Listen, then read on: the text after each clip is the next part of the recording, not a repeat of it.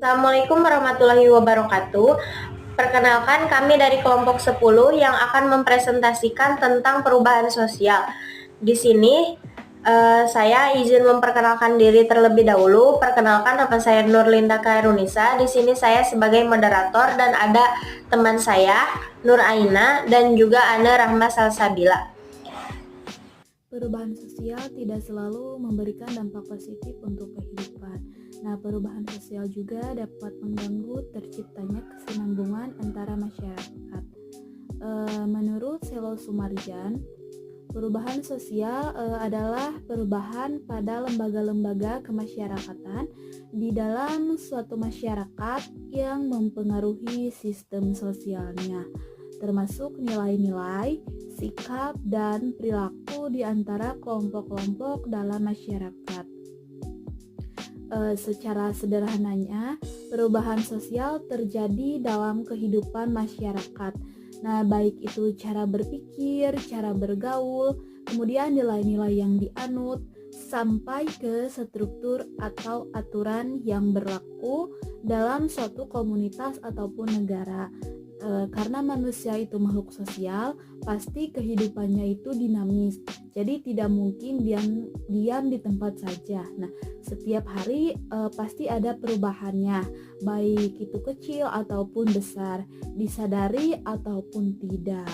Misalnya dari yang dulu tidak bisa menggunakan handphone, nah sekarang semua orang bisa menggunakannya. Nah, ada 3 faktor perubahan sosial. Yang pertama yaitu faktor penyebab. Nah, faktor penyebab ini bisa disebabkan dari faktor internal ataupun faktor eksternal. Dari kedua ini menyebabkan terjadi adanya perubahan sosial pada masyarakat. Nah, untuk contoh dari faktor internal sendiri yaitu terjadinya perubahan penduduk. Jadi semakin banyak orang, semakin banyak pula kebutuhan dan persoalan ataupun permasalahan yang baru. Nah, untuk contoh eksternalnya yaitu adanya pengaruh dari budaya asing, sehingga mempengaruhi gaya hidup, cara berpakaian, dan nilai-nilai generasi muda. Kedua, yaitu ada faktor pendorong. Nah, faktor pendorong perubahan sosial adalah faktor yang mempercepat perubahan sosial. Misalnya karena sering berinteraksi dengan masyarakat lain, kemudian budaya yang menyebar luas, pendidikan yang semakin maju, serta sikap masyarakat yang ingin terus berkembang. Nah, selain itu, adanya keterbukaan dalam status sosial, keberagaman penduduk, kemudian rasa tidak puas terhadap kondisi hidup. Nah, kemudian pandangan yang fokus ke masa depan juga ikut mendorong perubahan.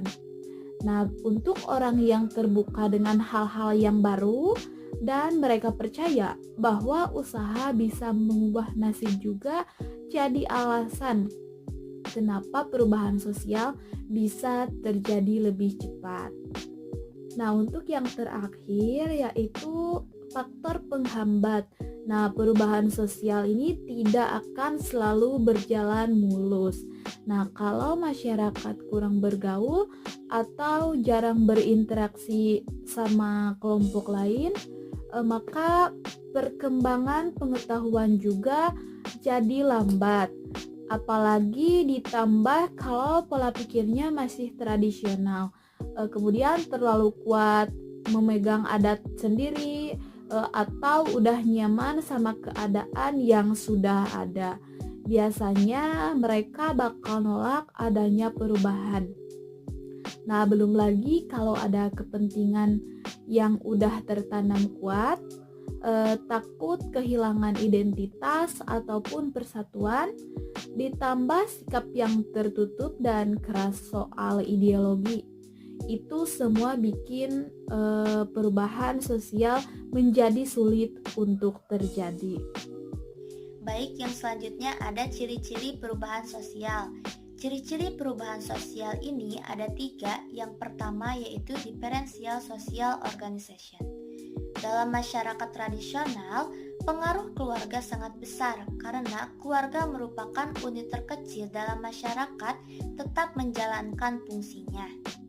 Dalam masyarakat seperti ini, hubungan antara individu dengan individu maupun individu dengan masyarakat tetap terjalin dan tindakan-tindakan cenderung sama.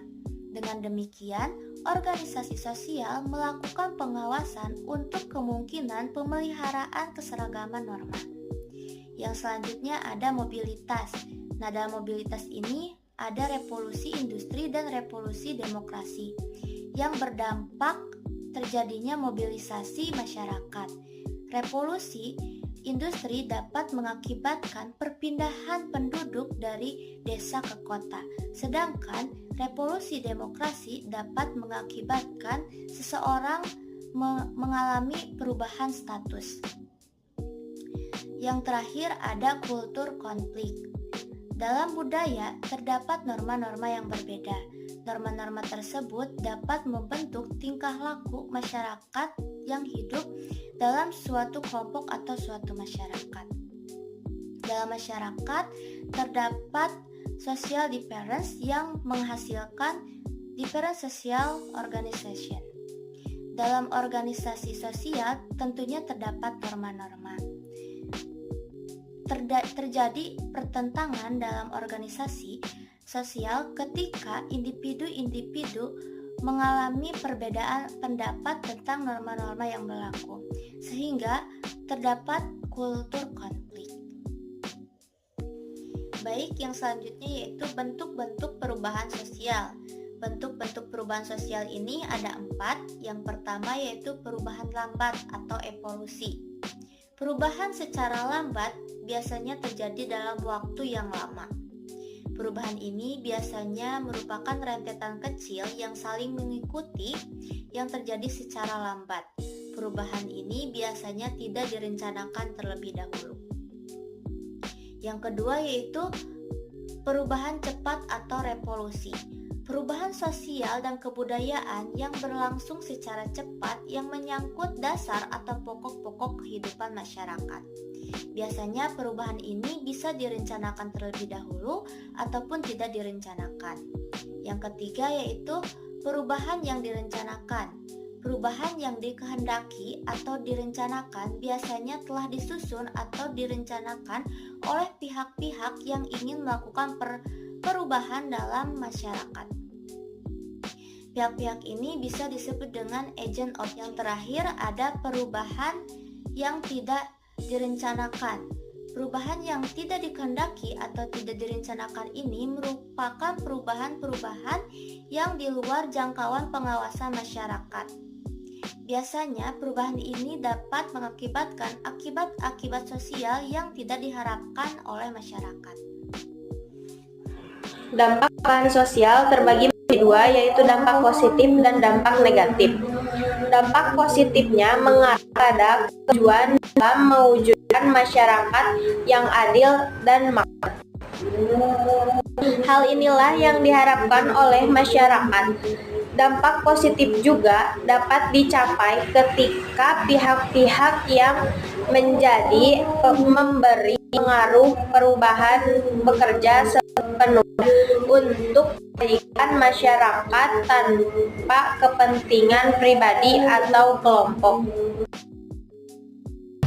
Efek positif dari perubahan sosial progresif yaitu munculnya nilai dan norma baru, perkembangan ilmu pengetahuan dan teknologi, dan yang terakhir yaitu tingkat pendidikan formal semakin tinggi dan merata.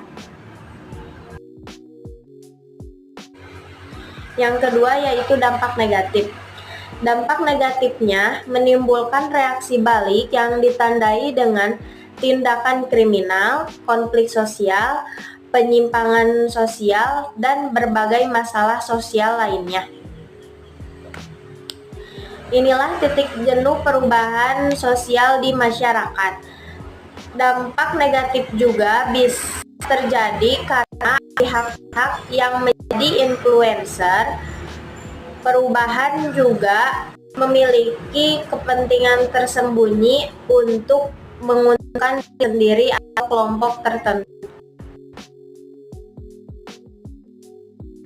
Adapun efek dari dampak negatif perubahan sosial yaitu terjadinya disintegrasi sosial, perubahan tingkah laku, dan adanya kesenjangan sosial. Baik, di sini saya akan membacakan kesimpulan. Perubahan sosial adalah proses transformasi dalam pola perilaku, nilai, norma, dan struktur masyarakat yang dipengaruhi oleh faktor internal dan eksternal. Ciri-cirinya meliputi perbedaan organisasi sosial, mobilitas, dan konflik budaya. Bentuk perubahan sosial terdiri dari evolusi, revolusi, serta perubahan yang direncanakan dan tidak direncanakan. Dampaknya bisa positif seperti kemajuan teknologi dan pendidikan, adapun negatif seperti disintegrasi sosial dan kesenjangan. Memahami perubahan sosial penting untuk mengelola dampaknya demi menciptakan masyarakat yang lebih baik. Secara keseluruhan, perubahan sosial merupakan proses yang kompleks dan dinamis, yang membawa konsekuensi baik yang menguntungkan maupun yang merugikan bagi masyarakat. Oleh karena itu, pemahaman yang mendalam tentang perubahan sosial sangat penting untuk mengelola dampaknya dan menciptakan masyarakat yang lebih baik. Sekian dari kelompok 10. Assalamualaikum warahmatullahi wabarakatuh.